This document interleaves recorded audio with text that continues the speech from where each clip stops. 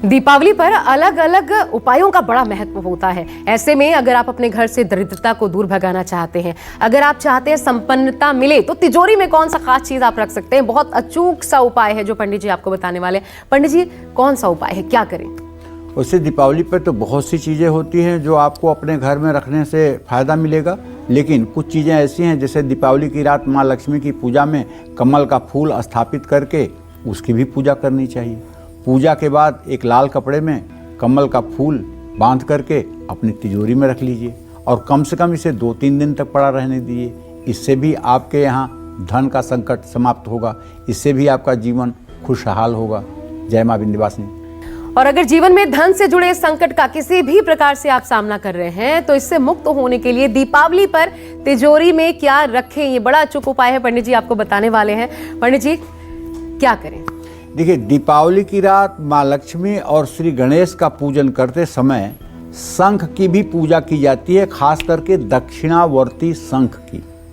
और अगर आपके पास दक्षिणावर्ती शंख है तो इसे लाल कपड़े में एक दक्षिणावर्ती शंख लपेटकर आप इसे अपने तिजोरी में रख सकते हैं, लेकिन एक आपके पूजा स्थान में भी होना चाहिए। ऐसा नहीं कि एक ही है तो आपने तिजोरी में रख दिया, 2 होंगे तब। और नहीं, अगर आपकी सामर्थ्य है तो आपको एक मोती शंख पूजा करके अगर दिवाली की रात तिजोरी में रख लिया जाए, फिर इसका कुछ अद्भुत ही चमत्कार है, कहने की बात नहीं है।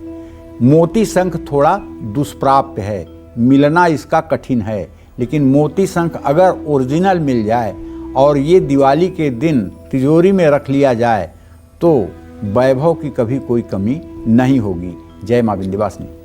और क्या आप जानते हैं कि अगर किसी भी प्रकार से आपके काम में रुकावटें आ रही हैं तो दीपावली पर बहुत खास उपाय आप कर सकते हैं, वो बताएंगे आपको पंडित जी। पंडित जी, तिजोरी से जुड़ा कौन सा ऐसा उपाय है जो काम बना देगा? तिजोरी से जुड़ा एक सबसे बड़ा उपाय है कि आप महालक्ष्मी की चरण पादुका आप मतलब कि जो है अपने उसमें रख लीजिए तिजोरी में, और पीला त्रिकोण झंडा विष्णु मंदिर में चढ़ा दीजिए। माँ लक्ष्मी की पूजा के बाद केसर को गंगा जल में घोलकर उसके छींटे अपनी तिजोरी में दे दीजिए। चंदन का इत्र और एक चांदी का सिक्का अपनी तिजोरी में रख लीजिए। इन सब चीज़ों से भी आपकी आर्थिक स्थिति पर प्रभाव पड़ेगा। जय माँ विंध्यवासिनी। माता लक्ष्मी अगर प्रसन्न नहीं है तो कारोबार में भी दिक्कत आएगी, उसमें भी नुकसान होगा, नौकरी भी ठीक से नहीं चल पाएगी, क्योंकि सब कुछ आपकी आय से जुड़ा हुआ है।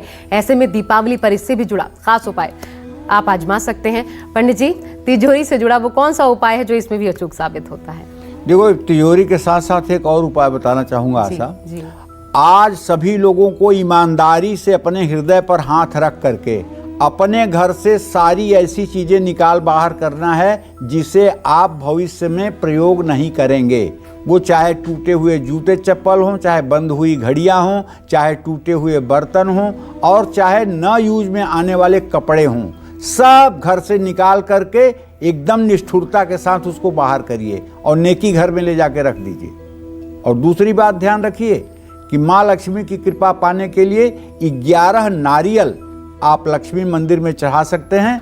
सफ़ेद रेशमी कपड़े में कस्तूरी बांधकर अपने तिजोरी में रख सकते हैं। इन चीज़ों का भी लाभ आपको मिलेगा। जय माँ विंध्यवासिनी।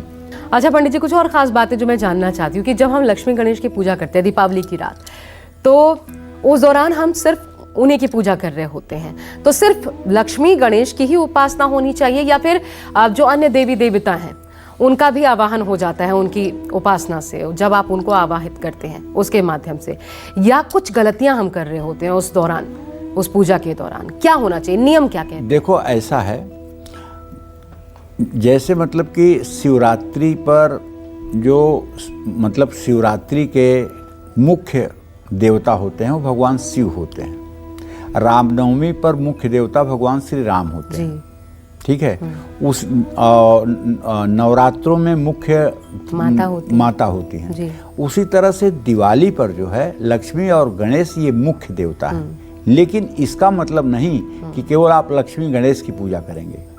आपको अपने पूजा स्थान में एक मिट्टी के करवे में चावल भर करके उस पे एक सुपारी पर कलावा लपेट करके और एक गाय के गोबर की गौरी रख करके गणेश गौरी भी बनाना पड़ेगा। और एक करवे में चावल भरकर सुपारी पर कलावा लपेट करके और उस पर आपको नवग्रह स्थापित करना पड़ेगा।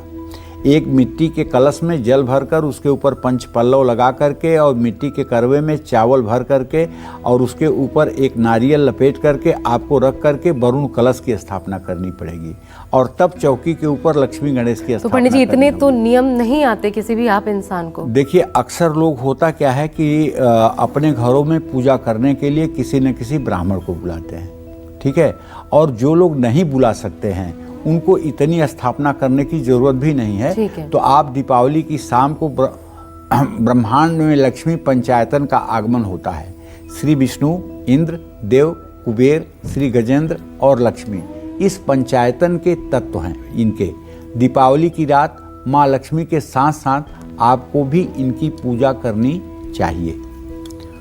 कुबेर प्रत्यक्ष धन देते हैं, इसका कारण है ये महालक्ष्मी के सचिव हैं